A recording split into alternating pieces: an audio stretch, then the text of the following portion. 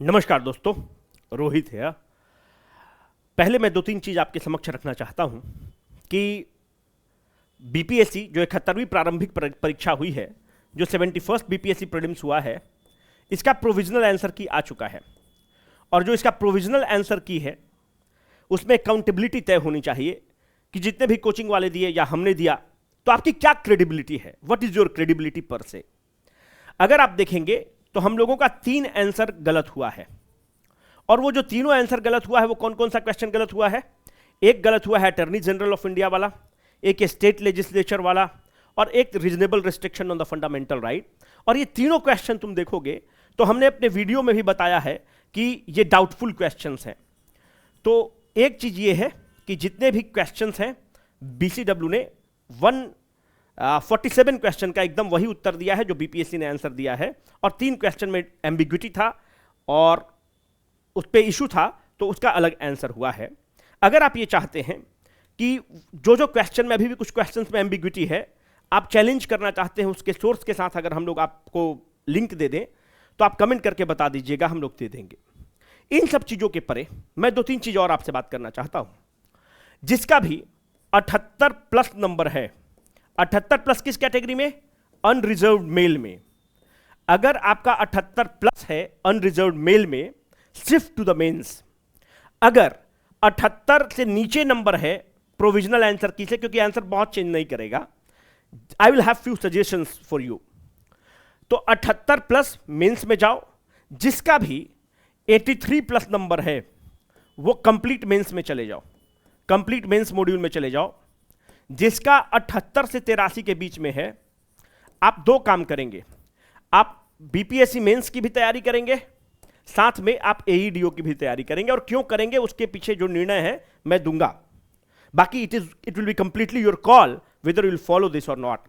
जिसका भी 78 से कम है, completely shift to the AEDO, assistant education development officer. और क्यों, उसका सिलेबस वगैरह सब हम अभी आपको बता देंगे। You should do this. तो आप बोलेंगे आप क्यों समझा रहे हैं? इसके पीछे 2-3 कारण हैं। ऐसा नहीं कि हमने बैच लॉन्च किया है इसके लिए समझा रहे हैं, बिल्कुल भी नहीं।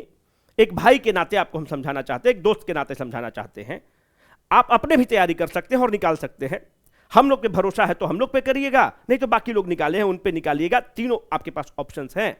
But I need to give you few important suggestions which you must follow, बाकी आपकी मर्जी रहेगी। अगर कोई लड़की है, अगर लड़की का 70 प्लस नंबर है तो तुम मेंस की तरफ चली जाओ। अनरिजर्व की बात कर रहे हैं, जो बिहार की लड़की है उसके लिए बात कर रहे हैं। 70 से नीचे है तो एईडीओ की तरफ चले जाओ।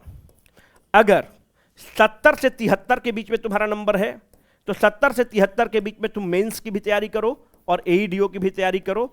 और 73 प्लस नंबर है तो कंप्लीटली मेंस की तरफ चली जाओ। ठीक है? तुम बोलोगे कि जो तुम कट ऑफ बता रहे हो इसके पीछे लॉजिक क्या है?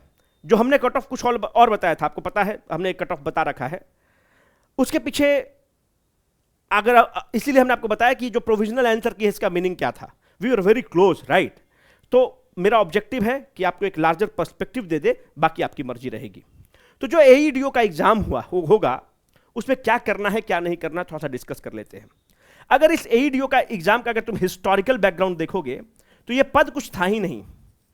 इस पद को जब के पाठक जी, जो एसीएस थे, एडिशनल चीफ सेक्रेटरी, तो जब एसीएस थे और एजुकेशन डिपार्टमेंट को लीड कर रहे थे के पाठक, तो एक ये पद बनाते हैं और इस पद को आउटसोर्स करते हैं। उस पद का नाम था ब्लॉक प्रोजेक्ट मैनेजर।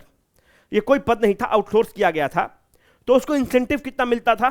30,000 रुपया इंसेंटिव दिया जाता था, प्लस अदर इंसेंटिव्स मिलता था। 30,000 प्लस इंसेंटिव्स मिलते थे। तो it use to come around 48,000, 48,000 रुपया आ जाता था। हाउसिंग वगैरह जोड़ जाड़ के 48,000 के आसपास आता था। पर यह 48,000 के 5 to 6 टाइम्स हो जाता था। बाकी तुम इशारा समझ ही रहे हो, यह 48,000 तो था ही, प्लस 5 to 6 टाइम्स हो जाता था। इसी पद को, है ना, हमको पता है कि तुम लोग चेतक हो, सब समझ रहे हो बात को, पर यूट्यूब है तो कुछ तो मजबूरियां रही होंगी, वरना मैं यूं बेवफा नहीं होता। खुल के नहीं बोल रहे हैं, ऐप पे खुद खुल के बोलते हैं। तो पता है ना कि तुम लोग, हमको पता है कि तुम लोग चेतक हो। कहा जाता था कि राणा की पुतली फिरी नहीं तब तक चेतक मुड़ जाता था। तो आपको पता है कि आप चेतक हैं, आप सब समझ रहे हैं। तो कहने का मतलब है कि इस पद को इन्होंने कैबिनेट से मंजूरी दिला दिया और लेवल 5 का एक पद क्रिएट कर दिया जिसका नाम है AEDO, assistant education development officer, AEDO। तो क्रेडिट गोज टू द के पाठक। अब देखो इनका रोल क्या था और रिस्पॉन्सिबिलिटी क्या था। क्योंकि आउटसोर्स काम किया हुआ गया था, तो जितने भी प्राइमरी स्कूल थे, सेकेंडरी स्कूल था, कस्तूरबा हॉस्टल था, ये सारे लोगों को रेगुलेट ये ऑफिसर करता था, प्रोजेक्ट जो ब्लॉक प्रोजेक्ट ऑफिसर मैनेजर था। उसके बाद आप एक लेवल पर देखो तो एक तरफ पे स्कूल है, तो स्कूल तो ढेर सारे हैं, और यहां पर डिस्ट्रिक्ट एजुकेशन ऑफिसर बैठा हुआ है। इन दोनों के बीच में it used to act as a latch, एक कड़ी के रूप में काम करता था। हेडमास्टर के रूप में, हेडमास्टर के बीच में, टीचर के बीच में एक कड़ी के रूप में काम करता था और दोनों को कनेक्ट करके रखता था। अभी भी इसका काम यही है। दूसरा, जो स्कूल में जिस डिफरेंट स्कीम्स चलते हैं, जैसे अगर आप स्कूल्स में देखते हो PM श्री स्कीम्स चलता है, जो भी उसको मान्यता मिल रहा है PM श्री स्कूल्स के लिए, या जो भी सरकार का मिड डे मील स्कीम्स हैं, उनका हॉस्टल की फैसिलिटी है, वो सब सारा चीज वही रेगुलेट करेगा। तो इसके अंदर मोटा मोटी कितने स्कूल्स आ जाएंगे? कहीं कहीं तुम देखोगे तो 16 से 18 स्कूल्स आएंगे, और कहीं कहीं 40 स्कूल्स तक इसके अंदर आ जाएंगे। तो जितने भी टीचर्स हैं, जितने भी हेडमास्टर्स हैं, ये सब सारे लोग किसको रिपोर्ट करेंगे? ये जो ऑफिसर है AEDO, इसको रिपोर्ट करेंगे। तो मोटा मोटी ऑन एन एवरेज निकालोगे तो 25 से 30 स्कूल्स इसके अंदर काम करेगा। और he will report to whom? आज के डेट में तुम देखो तो एक पद क्रिएट किया गया है जिसका नाम है block education development officer, BEDO। तो ये BEDO कौन बनता है? जितने भी रिटायर होने वाले हेडमास्टर हैं या जो सीनियर टीचर्स हैं, इनको एक पद क्रिएट किया गया है ब्लॉक एजुकेशन डेवलपमेंट ऑफिसर, या BEO तुम कहते हो लेमन टर्म्स में, ब्लॉक एजुकेशन ऑफिसर। वो उस पद पर बैठते हैं। या तो जो बहुत सीनियर हेडमास्टर है या जो सीनियर टीचर्स है, उसको बना दिया जा रहा है।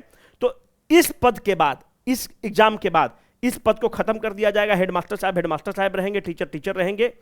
अभी जिस पर आपकी नियुक्ति होगी वो AEDO के रूप में नियुक्ति होगी। AEDO के 1 से 2 साल या कहीं कहीं 2 से 3 साल प्रोबेशन को लेकर आप BEDO बन जाएंगे, ब्लॉक एजुकेशन डेवलपमेंट ऑफिसर बन जाएंगे। उसके बाद आप डिस्ट्रिक्ट एजुकेशन ऑफिसर बन जाएंगे। प्रमोशन पर डिफरेंट चीजों पर निर्भर करता है कि आपका कैरियर कैसा था। ऐसा तो नहीं घुसखोरी में पकड़ आ गए, डकैती कर रहे थे। देखो DM के 2 ही हाथ हैं, बाकी तुमको सब पता है। एक है सब रजिस्ट्रार, आप समझ ही रहे हैं, दूसरा है डिस्ट्रिक्ट एजुकेशन ऑफिसर, और जो तीसरा उसका इंपॉर्टेंट पद है वो SDM। SDM के अंदर आ जाता है PDS वगैरह, है ना। तो SDM, लेकिन मुख्य रूप से उसके 2 ही चहेता हैं, 2 ही आंख हैं उसके, सब रजिस्ट्रार और डिस्ट्रिक्ट एजुकेशन ऑफिसर। बाकी सब तुम होशियार हो, सब समझ ही रहे हो बात को। तो इसलिए ये पद बहुत इंपॉर्टेंट हो रहा है। And the next and the most important part is, exam कब हो रहा है? जनवरी में एग्जाम हो रहा है। दूसरी बात, रिजल्ट कब तक आ जाएगा? 15 मार्च तक आपका रिजल्ट आ जाएगा। तो तुम बोलोगे मास्टर तुम्हारा डेट पर कैसे भरोसा कर ले? भरोसा तुमको करना ही पड़ेगा। अगर तुम पास्ट रिकॉर्ड देखोगे तो उसको वेरीफाई कर सकते हो। तीसरा महत्वपूर्ण बात है, जो AEDO है इसमें भाई एक एग्जाम है, 1 exam, and you are becoming an officer, जो कि बहुत ही रिनाउंड है। मतलब मार्च तक जो बेरोजगारी है उसका ठप्पा आपके माथे से खत्म हो सकता है। ना ही कोई मेंस है, ना ही कोई इंटरव्यू है, एक एग्जाम दिए and you are ready to go. और इसका कैरियर प्रोग्रेशन बहुत शार्प है, वर्क लाइफ बैलेंस बहुत अच्छा है। आप इस पद को इसलिए भी ले लें कि इस पद को लेने के बाद आप आराम से बैठ के, वर्क बहुत कम है, UPSC की तैयारी कर सकते हो, BPSC CCE का तैयारी कर सकते हो, जिसके थ्रू तुम डायरेक्ट डिस्ट्रिक्ट एजुकेशन ऑफिसर बन सकते हो।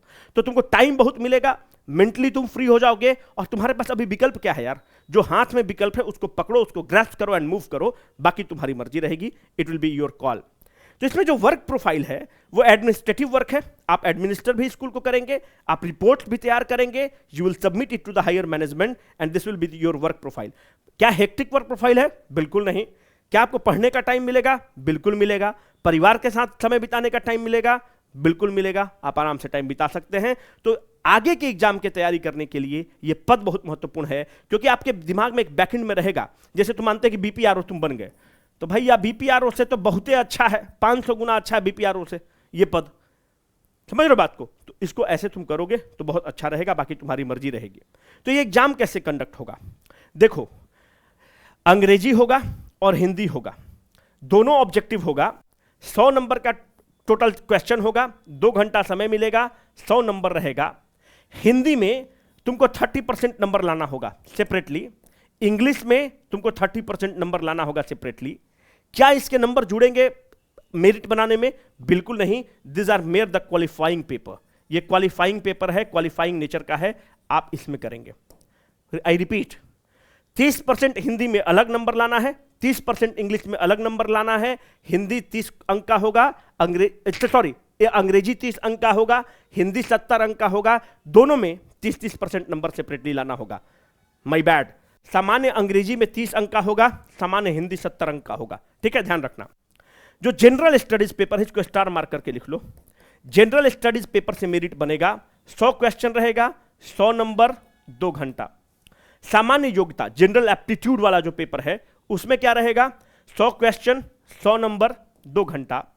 नेगेटिव मार्किंग रहेगा, बिल्कुल 1/3 नेगेटिव मार्किंग रहेगा, और रहना भी चाहिए नेगेटिव मार्किंग ताकि लोग तुक्का ना मार सके। ठीक है, तो ये बहुत इंपॉर्टेंट है।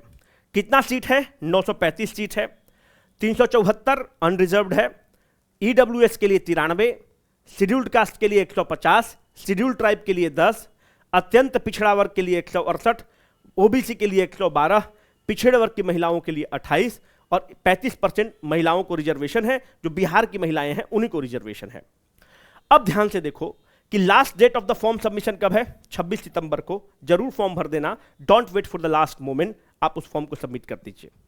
अब तुम बोलोगे कि मास्टर सिलेबस बताओ।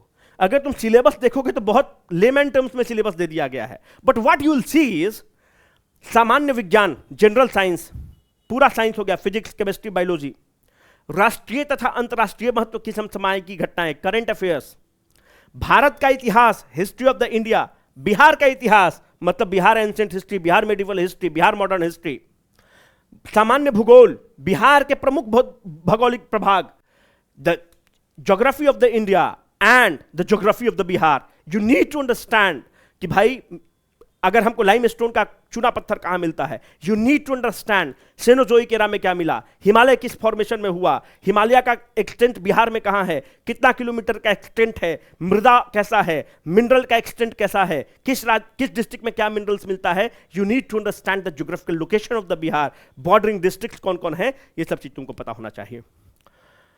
नदियां, भारत की राज्य व्यवस्था और आर्थिक व्यवस्था, इंडियन पॉलिटी एंड इकोनॉमिक्स, आजादी के पश्चात बिहार की अर्थव्यवस्था के प्रमुख परिवर्तन, भारत का राष्ट्रीय आंदोलन तथा इसमें बिहार का योगदान, जो फ्रीडम स्ट्रगल में बिहार का क्या कंट्रीब्यूशन है, और आपको जो इंडिया का जो फ्रीडम स्ट्रगल हुआ है उसको पढ़ने की जरूरत है।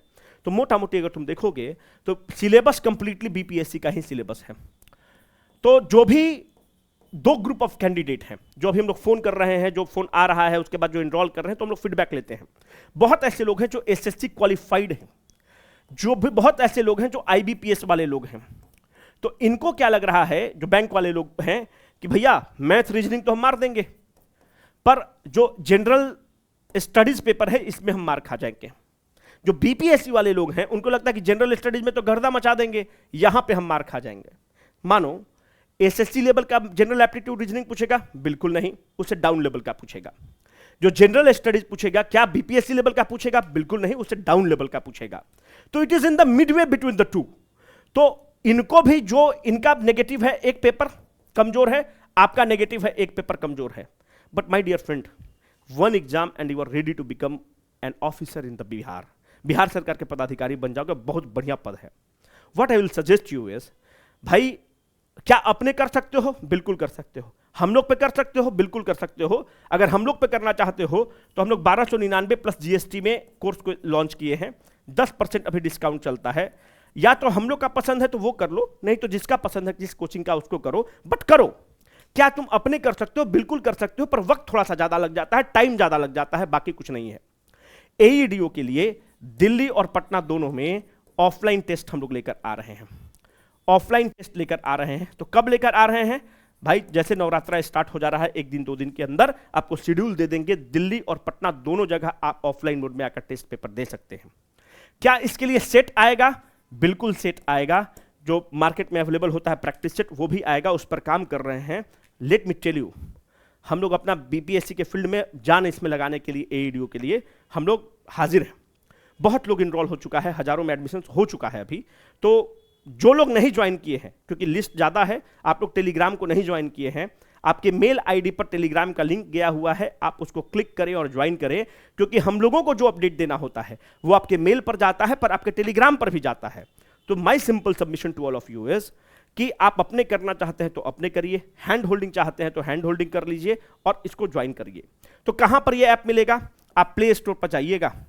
जब आप प्ले स्टोर पर जाइएगा तो वहां पर हम लोगों का एक ऐप मिलेगा सहचर करके, BCW का है सहचर।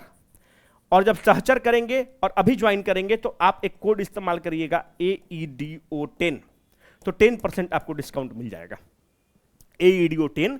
और प्ले स्टोर पर सहचर, BPSC कंसेप्ट वाला मत खोजिएगा, वहां पर सहचर ऐप है, सहचर ऐप को डाउनलोड करके आप इसको कर सकते हैं। बाकी आप अपने भी कर सकते हैं, किसी और का पसंद है तो उसको भी करिएगा।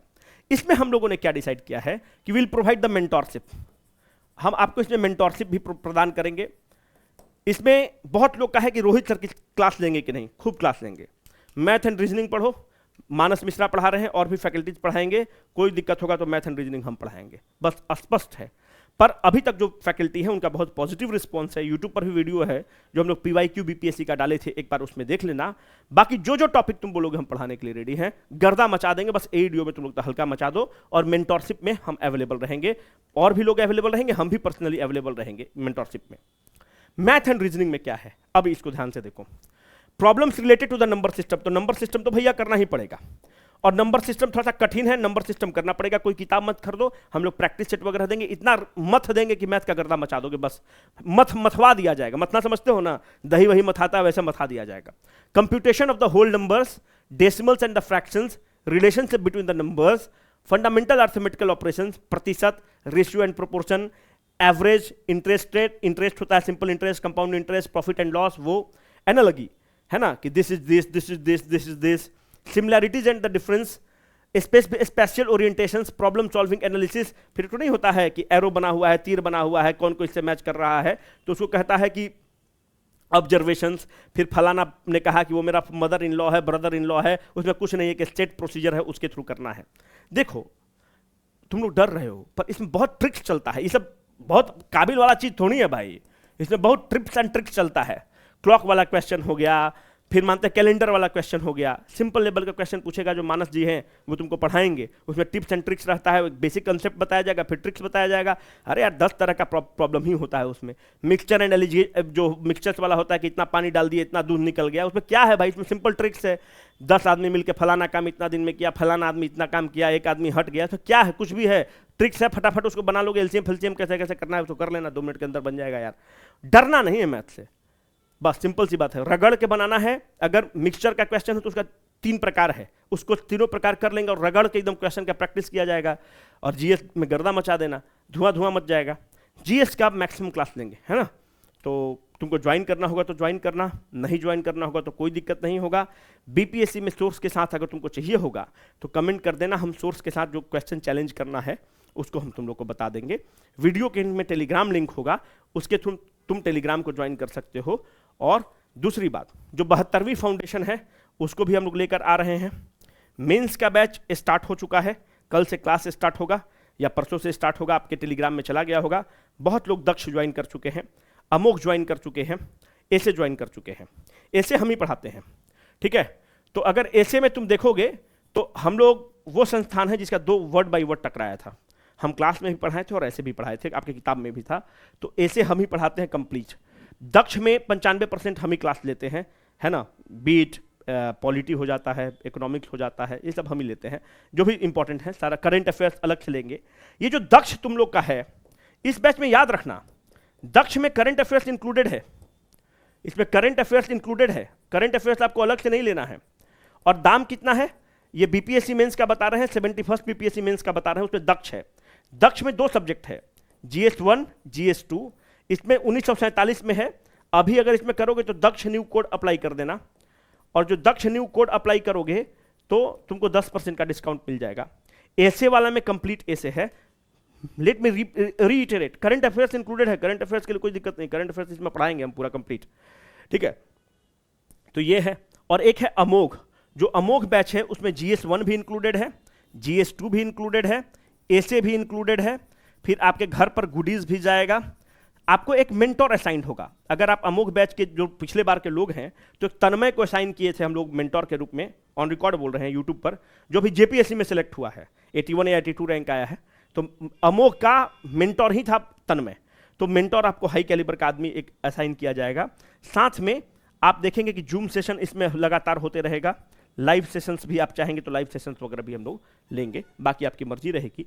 कुछ भी इशू होगा तो किस नंबर पे आप कांटेक्ट करेंगे ये इंपॉर्टेंट है। वो नंबर है 766-722-9306 या 93-412-12632 या फिर 911343-022 या फिर 72-918-77-972, है ना, इस पे कर लेना। अभी निपुण भी आने वाला है, उसको कर लेना, बाकी तुम्हारी मर्जी है। और जैसा है तुम लोग बताना। Signing off for the day, Rohit.